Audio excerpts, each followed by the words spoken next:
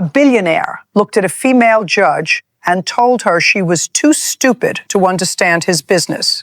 60 seconds later, 3 of the most expensive lawyers in the state had nothing to say. An attorney general's investigation was opening, and a man worth $400 million understood he had just destroyed himself with his own mouth. He did it in 1 minute, in front of witnesses, on the record. And the strangest part, he handed the judge the weapon himself. I'm going to show you exactly how, second by second. But I need you to watch one specific thing as this unfolds, because most people miss it. The moment a powerful man stops thinking. It happens in this story at a precise, identifiable instant. And once you learn to see it, you'll see it everywhere. Here's the first thing to understand about arrogance. It doesn't make people stronger. It makes them stop paying attention. And a man who stopped paying attention walks directly into a trap he built himself. Watch Grant Holloway do exactly that. 3 years before that morning,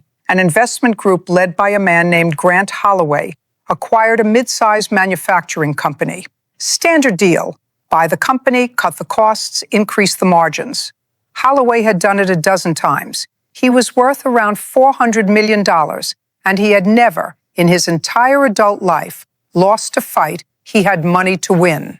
Remember that sentence. It's the whole story. He had never lost a fight he had money to win, because this was about to be a fight money couldn't touch, and he didn't know it yet. At that company was a woman named Rosa Iyer, 59 years old, head of accounting for 22 years, not an executive, no stock, no bonuses, no golden parachute. She was the person who made sure the numbers were right.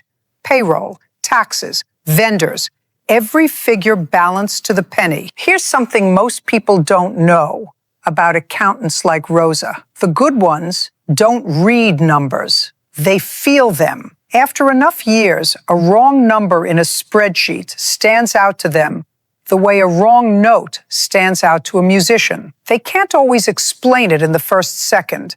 They just know something is off. 18 months after Holloway took over, something was off, and Rosa Iyer felt it before she could prove it. It started small. One vendor payment that didn't match any purchase order. She went looking for the paperwork behind it. There wasn't any. So she looked closer and found 2 more vendors with the same shape in the numbers. Large payments going out. Nothing real coming back. Now pause here, because this is the part that matters. Rosa Iyer had a choice in that moment that every honest employee eventually faces. She could see it, or she could decide not to see it. And most people, if they're honest, choose not to see it. It's safer. It's easier. You have a mortgage. You have a life. And the thing you noticed is somebody far above your pay grade's problem. Rosa chose to see it. And I want to be honest about her, because I don't think she'd want me to make her into a saint. She told me later she almost didn't report it. She sat on it for 9 days. She had a mortgage, a daughter finishing college, and no illusions about what happens to the person who points at the boss. For 9 days, she tried to convince herself it wasn't her problem. Then she reported it anyway, not because she was fearless, because she couldn't sleep.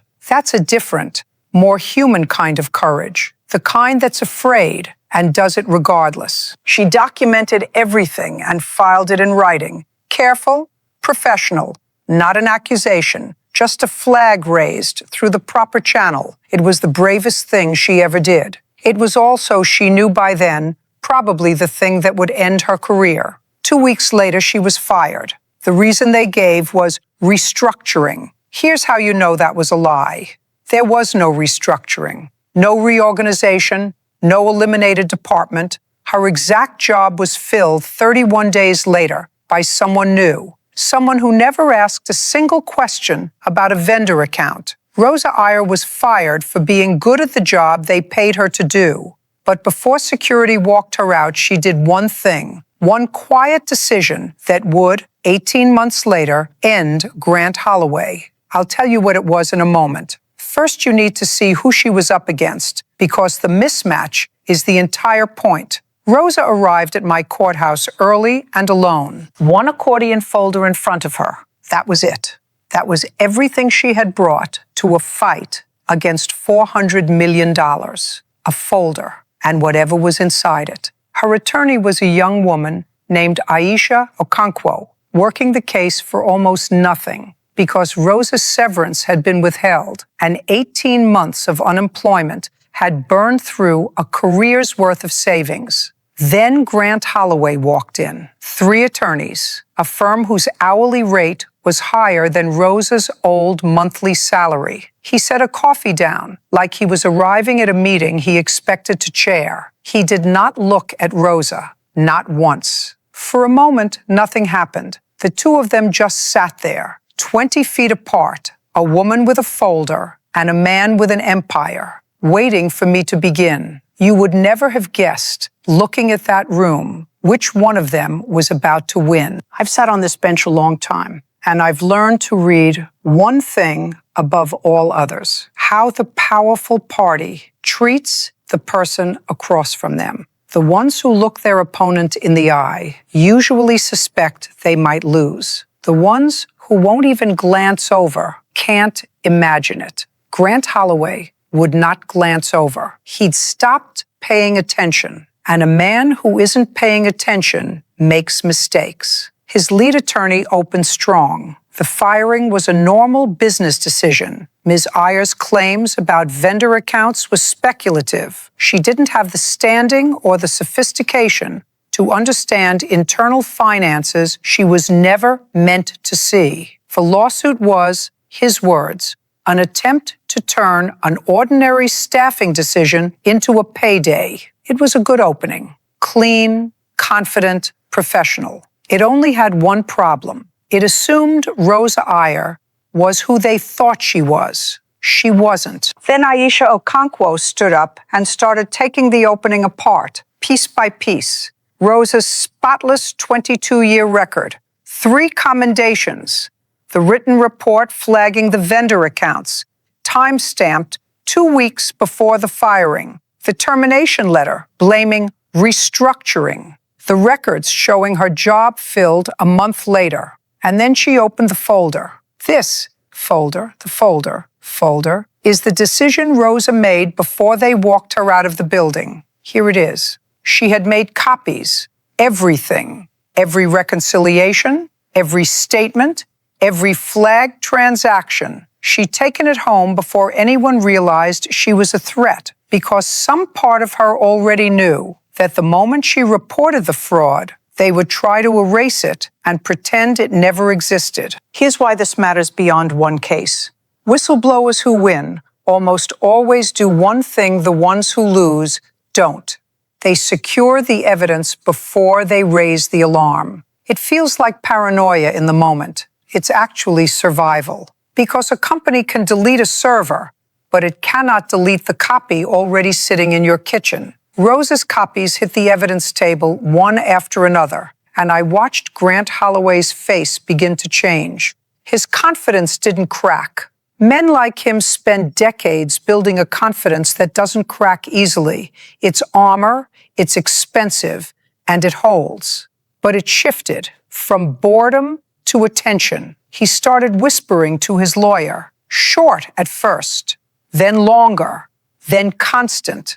The specific, escalating whisper of a client realizing his attorney has no answer to what's on that table. If you've ever wondered what lawyers actually watch for in the first 10 seconds of the case, here it is. They watch the other side's paper, not the arguments, the documentation. A confident opening means nothing if the folder across the aisle can prove you wrong. Aisha's could. Every experienced attorney in that room knew it before Holloway did. Quick pause. If you enjoy watching arrogance collapse under its own weight, subscribe now. This channel exists for exactly these stories. Back to it. So I asked him a direct question. I asked whether he, personally, had approved the vendor accounts Rosa had flagged. His attorney tried to answer for him. I stopped him. I wanted it from Holloway. And here, right here, is the moment I told you to watch for. The moment a powerful man stops thinking. A careful man,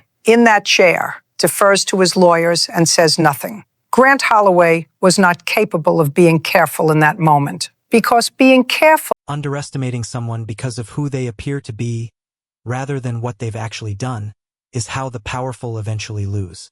Grant Holloway didn't fall because a judge outsmarted him in some dramatic courtroom twist. He fell because he stopped paying attention.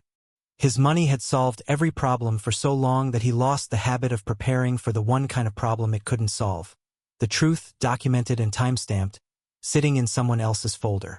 A few threads underneath that. Arrogance is a form of not paying attention.